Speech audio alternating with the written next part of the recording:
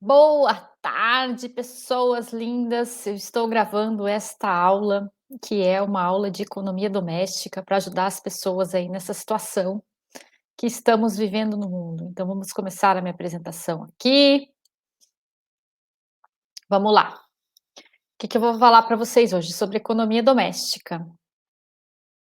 Eu vou ajudar vocês a ter alguns passos que ajudam a economizar seu dinheiro e ter um planejamento financeiro. Entendam que planejamento financeiro não é necessariamente você não gastar com nada de lazer, pelo contrário, a gente vai conversar sobre isso no caminho. É uma questão de se planejar, de fazer uma vida que vocês consigam ter tudo que vocês querem de uma melhor maneira possível, enfim, e se planejando, guardando dinheiro para fazer outras coisas e gerando, né, gerenciando a sua vida financeira. Então vamos lá. Por que é importante planejar, né? Porque é fundamental para dar rumo na sua vida e suas aspirações, objetivos no presente e no futuro. Então, o que acontece? Quando você faz um planejamento, você consegue olhar para suas contas hoje, mesmo que você esteja super mega endividado, mesmo que você não consiga ver luz no final do túnel, é a hora de você olhar, planejar. Beleza, estou devendo isso, então tá, como que eu posso pagar essa dívida? Quais as fontes de recurso? Da onde eu vou tirar isso? O que eu posso guardar por mês? O que eu posso renegociar? Quais são as formas de pagamento que eu posso fazer, né? Então, vamos falar sobre tudo isso. Nos ensina a ter disciplina e controle sobre os gastos. Por quê? Porque muitas vezes quando a gente não controla os gastos e não olha de maneira inteligente para a nossa vida financeira, a gente acaba gastando mais do que pode em coisas que às vezes nem são tão importantes assim. Então é muito importante ter esse planejamento financeiro. E o planejamento financeiro é o confronto de ganho com as despesas. Então nada mais é do que o que você ganha com o que você gasta. Então, os objetivos desse curso é dar uma ideia de como fazer um planejamento e controle financeiro e apresentar de formas de como podemos e onde podemos controlar nossos gastos, né? Então, o planejamento é uma ferramenta para ter uma vida financeira equilibrada, que por sua vez é uma chave para uma família feliz, uma vida familiar feliz, né? Tá. Primeiro ponto de todos, não adianta você fazer um planejamento financeiro se a sua família, se você tem família, a sua família não está envolvida. Então, o primeiro passo é administrar os gastos e envolver todas as pessoas que estão na sua família. Então, se você tem filhos, você tem que sentar com os filhos, fazer, se tem esposa, se tem marido, sentar com eles, conversar, falar assim: ó, isso que a gente ganha. Então, quais são as nossas prioridades? O que a gente quer pra gente? Para a gente conseguir chegar nesse ponto aqui, a gente tem que fazer isso, e aquilo, e todos têm que estar envolvidos nisso. Fazer um controle de despesas não significa que a família terá que passar necessidades. Pelo contrário, você está criando uma forma de criar uma despesa que possa te permitir os seus planos no futuro. Então, não quer dizer que você vai passar necessidade. Pelo contrário, você só vai aprender a priorizar e organizar o seu dinheiro. Então, você tem que planejar muito bem o seu dinheiro, né? Você tem que identificar o que é necessário e o quanto que vai ser gasto nas coisas básicas necessárias, né? Definir as prioridades da família, sua, da família, de quem estiver envolvido. Você precisa ter um plano de gastos ou aplicações, evitando furos, porque pois os juros e o cheque especial ou retirar as aplicações pode gerar perdas. Então, assim, mesmo que você esteja numa situação hoje que é crítica, que você não está tendo a entrada suficiente para a saída que você está tendo, tentar analisar friamente, com calma, o que você pode renegociar e não usar juros de cheque especial, nem de cartão de crédito. Tentar outras formas de financiamento, tem várias formas aí de conseguir crédito, sei lá, para quem é empregado, empréstimo consignado em folha, quem é empresa conseguir um empréstimo aí a juros baixos com o banco por um tempo até que a situação estabilize. Então é importante você ter um gasto, né? Tipo, você controlar seu gasto. Claro que agora muita gente está com problema de receita menor. Então, o que você pode aumentar? Pode aumentar de receita, né? Se você faz se você é um assalariado, se você é um empregado, que renda, que capacidade você tem mais aí que você não está usando? Eu, por exemplo, outro dia fui convidado por uma amiga para ajudar a dar aula de inglês.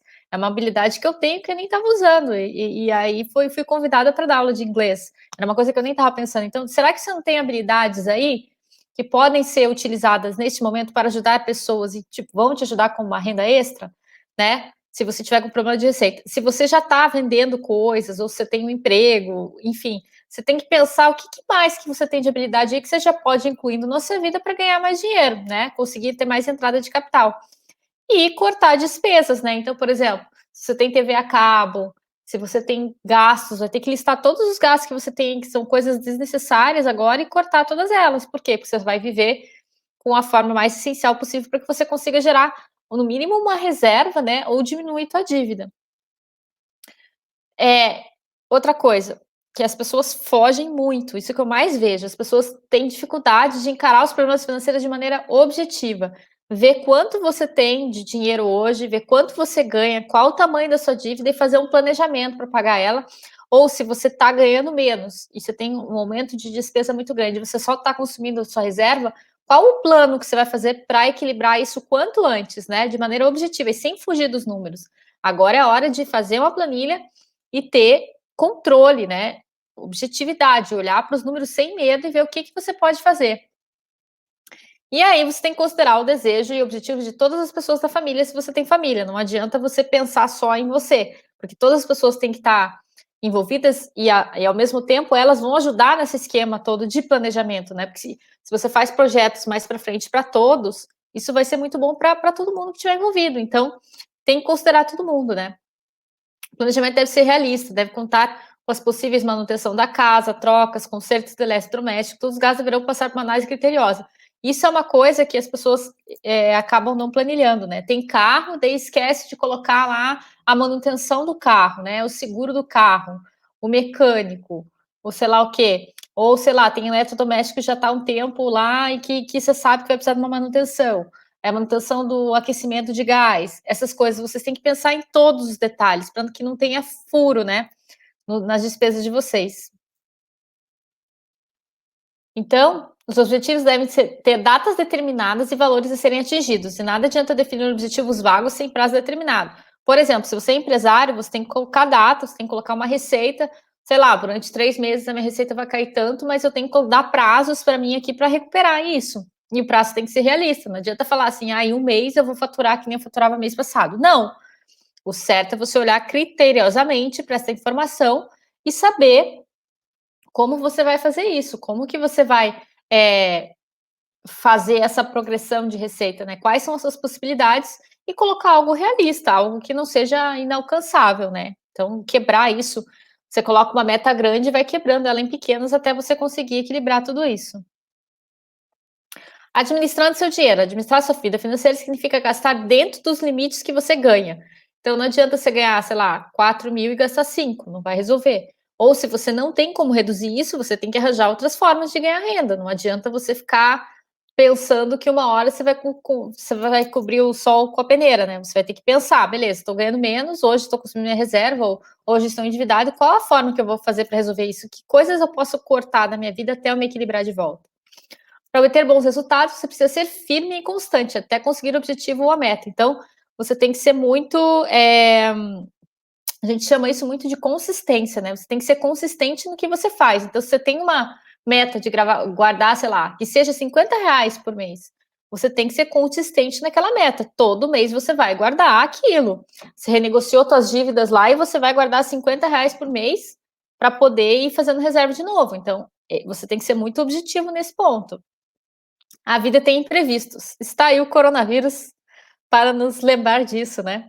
Sempre que houver alguma mudança, avalie o impacto e procure reprogramar. Então, por exemplo, agora no coronavírus, quem tem reserva, obviamente que está usando a reserva nesse momento, né? Porque com certeza impactou, a não ser ramos específicos, muito específicos, não estão sendo impactados, mas a maioria das pessoas está sendo impactada pelo coronavírus. Então, tem que avaliar o impacto, tem que se reprogramar e ver o que você pode fazer para melhorar isso.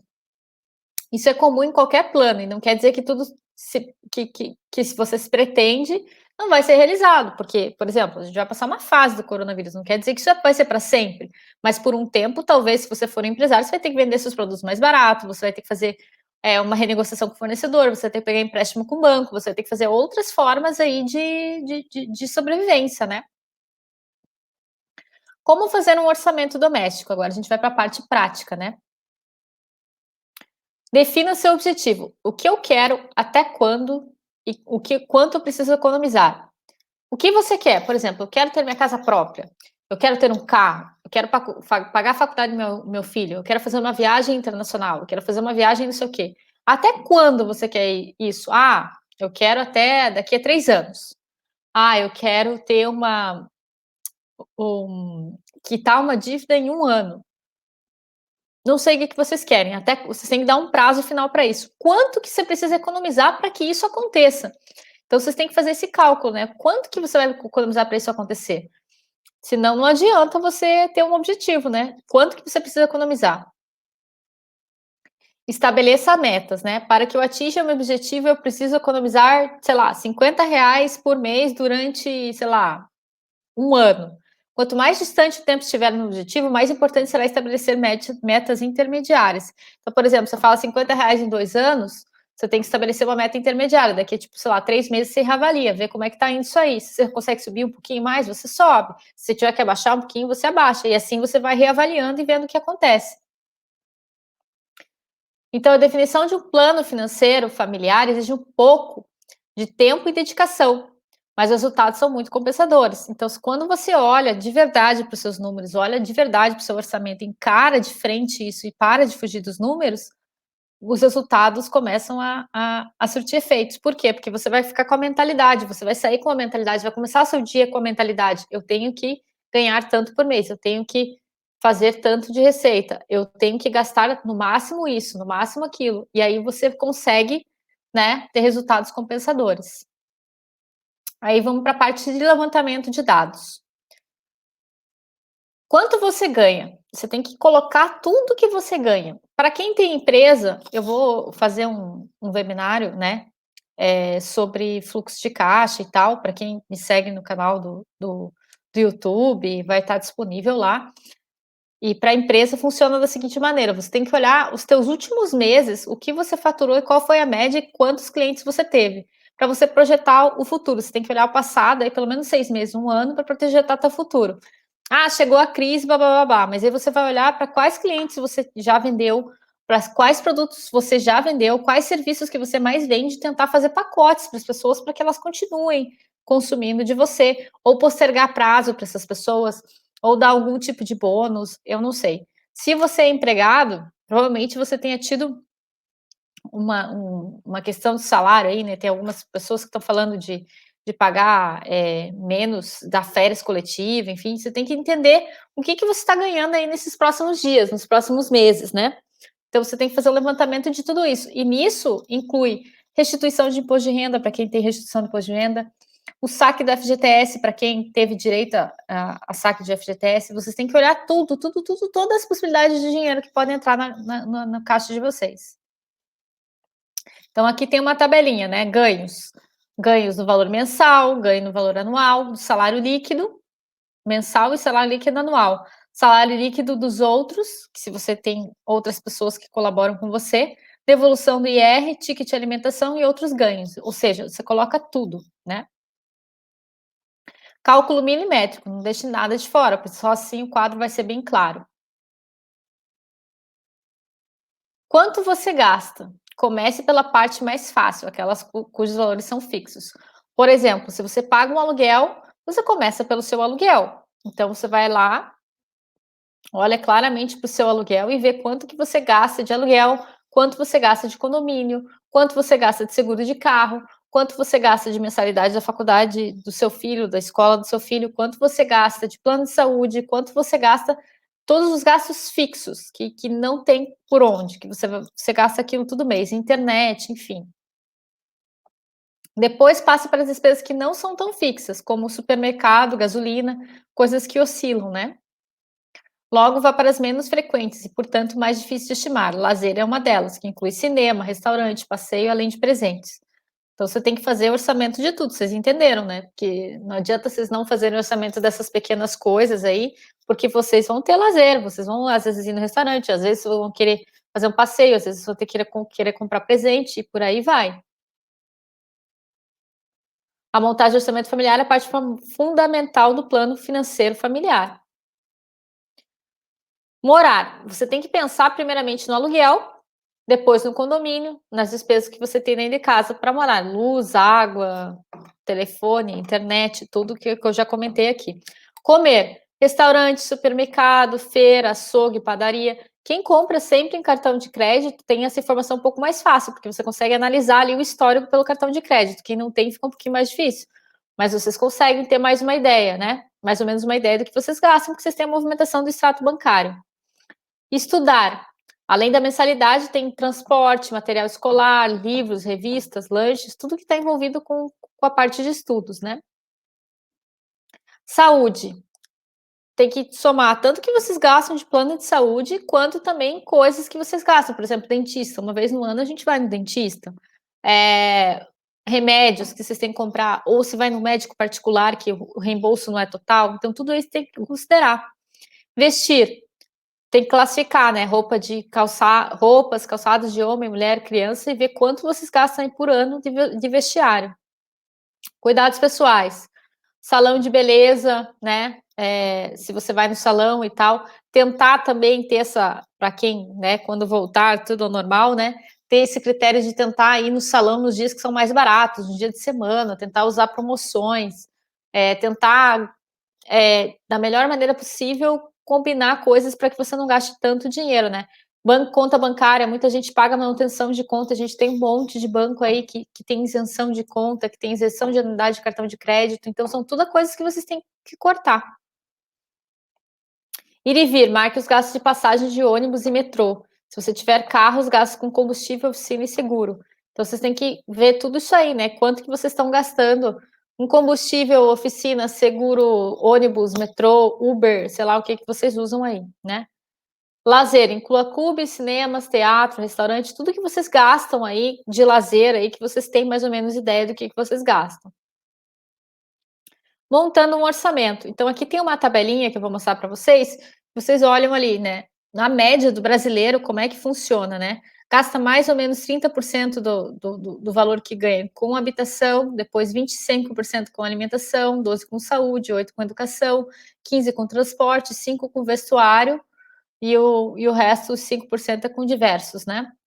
Então, é só para vocês terem mais ou menos ideia de como vocês gastam o dinheiro de vocês. Isso vai ser importante para vocês depois equilibrarem tudo e entenderem como, aonde está indo mais o dinheiro de vocês. Se, por exemplo, se você tem um aluguel que custa mais que 30% do seu salário, você tem que olhar isso aí, porque não está bom, né? Você tem que procurar um lugar que faça mais sentido. Dicas úteis. Avalie a necessidade de comprar a quantidade de roupas e calçados que está acostumado e pesquise melhor preços, vale menos mesmo para cosméticos e perfumes. Ou seja, aproveitar promoções, comprar quando está mais barato, ver se tem necessidade de comprar mesmo, né? Comprar pela internet às vezes é mais barato do que comprar na loja física. Aproveitar promoções quando tem promoções, né? A gente tem vários tipos de promoções, Black Friday, essas coisas todas. O lazer não pode ser totalmente eliminado, você precisa relaxar, procure aproveitar eventos que são gratuitos ou com preços mais acessíveis. Então, claro que agora nesse momento ninguém está conseguindo ter muito lazer, né, mas mesmo assim está tendo, né, a gente teve live com cantores aí tudo, né, que eu tô sabendo dessa parte. Então, tentar buscar lazeres que você não gaste tanto, mas que você saia, sei lá, andar no parque, ir por exemplo, no domingo normalmente tem apresentações gratuitas em teatros, tentar economizar ir para lugares, mas tentar economizar, né. Despesas com restaurantes e bares podem ser reduzidos, calcula a cota mínima mensal. Se você está passando por dificuldade, evite em restaurante, porque a gente gasta muito mais. Então, você separa lá um valor máximo ali, né, uma cota mínima mensal ali, e você fica controlando aquilo ali. Não faça supermercado quando estiver com fome, isso é muito verdade. Se a gente vai no mercado, quando a gente está com fome, a gente compra um monte de coisa que não precisava comprar. Então, e assim, a alimentação costuma ser uma coisa barata, né? Então a gente tem que ter esse cuidado de comprar as coisas que quando a gente não está com fome e fazer uma lista, né, do que você realmente vai comprar e não tentar fugir da lista quando você vai no mercado. Faz a listinha lá, compra o que você realmente vai consumir. O grande segredo para quem tem uma vida financeira estável é a organização, sempre a organização. Aproveitar para estreitar os laços de amizade, convide seus amigos para jantar em casa, né. Isso tudo quando a gente sair do coronavírus, né. Ser criativo e aproveitar suas próprias habilidades ao invés de pagar por pequenos serviços em sua casa, como arrumar uma torneira, pintar uma porta, reparos na janela. Além de economizar, você está desenvolvendo outras habilidades. Procure ficar atenta a ofertas de supermercados, aproveite a liquidação de lojas. Ao fim da sessão, você pode comprar produtos com qualidade e preço bastante reduzido. Aqui na Itália, por exemplo, a gente tem, né, o Saldi, que acontece no final de janeiro, né, mais ou menos, que as roupas de inverno ficam bem mais baratas. Avalie se você tem desperdiçado alimentos, acostume-se a calcular o consumo semanal. Isso é muito importante, porque a gente às vezes tem o costume de sair comprando um monte de salada, um monte de coisa e não consome, e isso é dinheiro sendo jogado no lixo praticamente, além do efeito no meio ambiente, tudo que a gente já sabe. Então ter, o costume de olhar e não desperdiçar alimentos. Se você está desperdiçando, primeiro sinal, você jogou uma comida fora, você olha: "Eita, por que que eu errei nessa quantidade aqui?" E reavalia. Verificar sempre seu estoque antes de comprar um alimento ou produto de limpeza. É comum jogar fora produto que venceu o prazo de validade. Nossa, mulher é muito comum, eu me incluo nesse pacote, de ter muito cosmético e deixar lá vencer e não usar. É tudo desperdício. Então, vocês têm que ter uma ideia de economia dos produtos mesmo, né? Tipo, não comprar coisa e deixar para sempre guardado, depois vence e se joga fora, né? Comprar o mínimo possível. Eu prego muito nas minhas mentorias, com os meus mentorados, com os meus coaches, eu faço até exercício disso do minimalismo, né? Que é viver realmente com o essencial, que a gente precisa de pouco. A gente se engana que precisa de muita coisa, mas na verdade a gente precisa de muito pouco. Não faça compras considerando somente os preços. Procure informar-se sobre o produto, avalie a quantidade, a qualidade se fabricando e reconhecido no mercado. Comprar produto de melhor qualidade também é fazer economia. Não vale a pena investir num produto ruim, sendo que mais para frente você vai comprar um produto melhor. Isso acontece muito, né? Você vai lá e compra sei lá, um sabonete que é, sei lá, 50 centavos mais barato, e daí, tipo, depois tem que gastar com creme, porque o sabonete é muito ruim. Ou um produto de limpeza, né? Compra o mais barato possível e daí não funciona do mesmo jeito. Você vai limpar o vidro, às vezes com o negócio não dá certo, né? Então, tentar entender a qualidade das coisas, né? E uma coisa legal para falar também, produtos de limpeza, né? Tem muita coisa natural, que vale muito mais a pena usar do que esses produtos de mercado, né. A gente tem, por exemplo, o bicarbonato de sódio, que funciona para milhões de coisas, o vinagre, que funciona para milhões de coisas. Então tentar fazer produtos caseiros de limpeza também é uma coisa que vale muito a pena e é bom para a sua saúde também. Então vale a pena pensar sobre isso. Alguns objetos de segunda mão pode ser uma boa alternativa, existem grupos especializados em vender esses objetos. Então, sair um pouco da caixinha de querer só comprar coisas novas, né. De repente você está tendo oportunidade aí de comprar produtos usados, que valem muito a pena, e que talvez não seja o momento de você comprar algo novo, né. Então, tentar procurar a loja de usados e coisas usadas, ao invés de você sair comprando coisas de primeira mão. Procure as companhias de serviço públicos, telefone, energia elétrica, escolha as datas de vencimento mais convenientes com a data do seu pagamento, assim evitará atrasos e multas. Por exemplo, às vezes você está lá com a tua conta de luz, de telefone vencendo dia 27, você recebe dia 1º, aí você sempre paga, sei lá, 3 dias, 4 dias atrasado. Para que fazer isso, né? Então, tenta olhar as companhias públicas e tentar projetar para você pagar certinho. Evite ter conta em vários bancos, porque dificulta a administração, como eu falei, né, e preferencialmente tenha conta num banco que não cobre tarifa nenhuma. Verifique com o seu banco se existem pacotes de tarifas e avalie qual seria melhor no seu caso.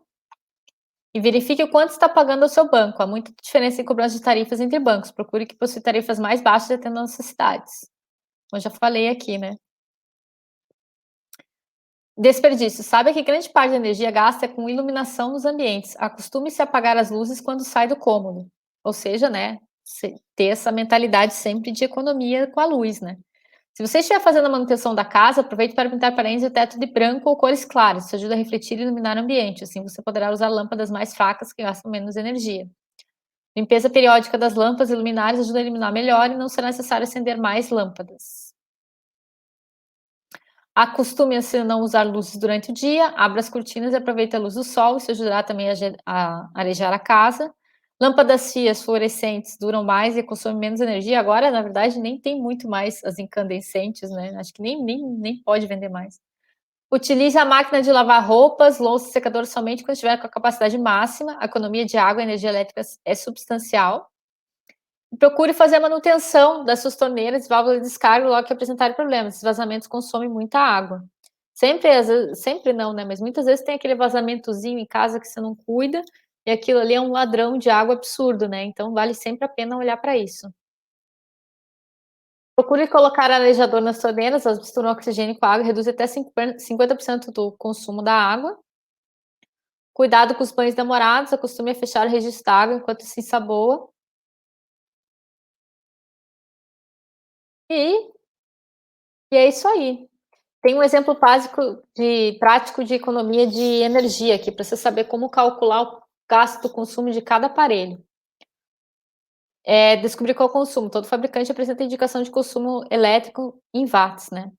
Converter o watts para quilowatts-hora é uma medida utilizada para concessionários de energia. Basta dividir a potência do aparelho, 1000 watts, por 1000, né? Então, por exemplo, a potência tá lá, 5.400 watts, secador de cabelo, por exemplo. Divide por 1, dá 5,4 ali. Calculando o consumo diário mensal. Medir quanto tempo o aparelho fica ligado por mês. Família com 4 pessoas. Banho de 10 minutos, mais 5 minutos de frio ligado, entramos no banho, 15 minutos por pessoa, ou seja, 60 minutos durante o dia, 30 dias, igual a 30 horas por mês. Isso para quem tem chuveiro elétrico, né? Quanto consumiu de quilowatts-hora? Basta multiplicar o resultado do passo 2 pelo resultado do passo 3. Então, a gente calculou aqui, só para voltar para vocês, que era 5,4 a potência do chuveiro. E aí, a gente pegou e multiplicou pela quantidade de horas que essa família consome no banho, né? Que são as 30 horas aqui, que vocês pegam, né, 10 minutos mais 5 dá 60 minutos por dia, durante 30 dias.